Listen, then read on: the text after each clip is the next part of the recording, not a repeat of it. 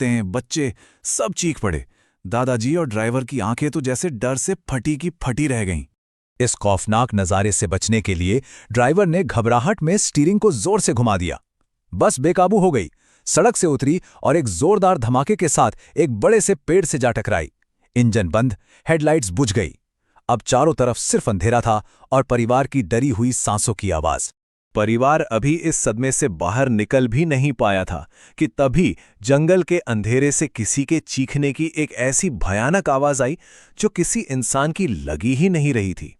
वो चीख सुनकर सब समझ गए कि उस बस में रुकना मतलब मौत को दावत देना है। डर के मारे पूरा परिवार बस और अपना सारा सामान वहीं छोड़कर पैदल ही अंधेरे में उस चीख से दूर भागने लगा। कुछ देर उस भयानक अंधेरे में चलने के बाद उन्हें दूर एक टिमटिमाती हुई रोशनी दिखाई दी। एक उम्मीद जगी कि शायद कोई घर या गांव है। वो रोशनी एक बड़े पुराने से बंगले से आ रही थी जो किसी धर्मशाला जैसा लग रहा था। दरवाजा खटखटाने पर पगड़ी और धोती पहने एक बुजुर्ग आदमी बाहर आया। उसने अपना नाम धनाराम बताया और बिना ज्यादा कुछ पूछे पूरे परिवार को अंदर आने के लिए कह दिया। धनाराम ने परिवार को गर्म खाना दिया, सोने के लिए गद्दे दिए, लेकिन इसके साथ ही एक बहुत अजीब और सख्त चेतावनी भी दी। उसने कहा, कुछ भी हो जाए, सुबह 3 बजे के बाद और सूरज उगने से पहले कोई भी इस दरवाजे से बाहर कदम नहीं रखेगा। ये जान का सवाल है। लेकिन बस का जो हेल्पर लड़का था उसने इस चेतावनी को शायद मजाक में ले लिया।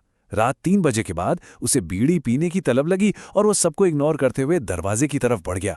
जैसी वो बाहर निकला, धनाराम ने तुरंत दरवाजा अंदर से बंद कर लिया। कुछ ही पलों में बाहर से उस लड़के की ऐसी दर्दनाक चीखें आने लगी जैसे कोई जंगली जानवर उसे जिंदा नोच रहा हो। उन चीखों ने बंगले के अंदर मौजूद हर शख्स को बुरी तरह से हिला कर रख दिया। बच्चे रो रहे थे, बड़े कांप रहे थे। इस भयानक माहौल के बीच धनाराम ने शांत रहते हुए एक और अजीब बात कही, सब अपनी आंखें बंद कर लो और मेरे साथ धीरे धीरे 10 तक गिनो। डरे सहमे परिवार के पास उसकी बात मानने के अलावा और कोई चारा भी नहीं था। उन्होंने आंखें बंद की और कांपती आवाज में गिनती शुरू की, 1, 2, 3, और न जाने कब उन सबको एक गहरी अजीब सी नींद आ गई। और जब उनकी आंखें खुली तो सूरज निकल चुका था। लेकिन जो मंजर उन्होंने देखा उसने उनके होश ही उड़ा दिए। वो लोग किसी बंगले में नहीं थे, बल्कि एक खुले मैदान में रेत के टीलों पर सो रहे थे। रात का वो बड़ा सा बंगला गायब था। आरामदेह गद्दों की जगह सिर्फ ठंडी रेत थी और उनका वो अजीब सा मेजबान धनाराम, वो भी कहीं नजर नहीं आ रहा था। ऐसा लगा जैसे पिछली रात की पूरी घटना एक भयानक सपना थी, एक ऐसा वहम जिसे दिमाग मानने को तैयार ही नहीं था।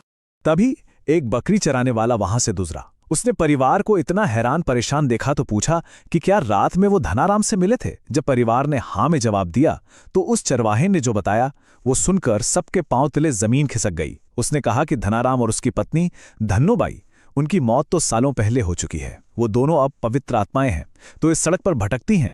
चरवाहे ने समझाया कि जहां वो लोग सो रहे थे वहीं पर कभी धनाराम की धर्मशाला हुआ करती थी और अब उनकी आत्माएं इस सड़क पर राज करने वाली बुरी ताकतों से भटके हुए मुसाफिरों की रक्षा करती हैं। उस रात बंगले का दिखना सिर्फ एक भ्रम था जो उन आत्माओं ने इस परिवार को बचाने के लिए रचा था। जब परिवार वापस अपनी टूटी हुई बस के पास पहुंचा तो उन्होंने हेल्पर लड़के की लाश देखी। वो बुरी तरह से नोची हुई थी, ऐसी हालत में थी कि देखा न जाए। ये इस बात का भयानक सबूत था कि खतरा बिल्कुल असली था और अगर धनाराम की आत्मा ने उन्हें न बचाया होता तो उन 25 लोगों का भी शायद यही हश्र होता।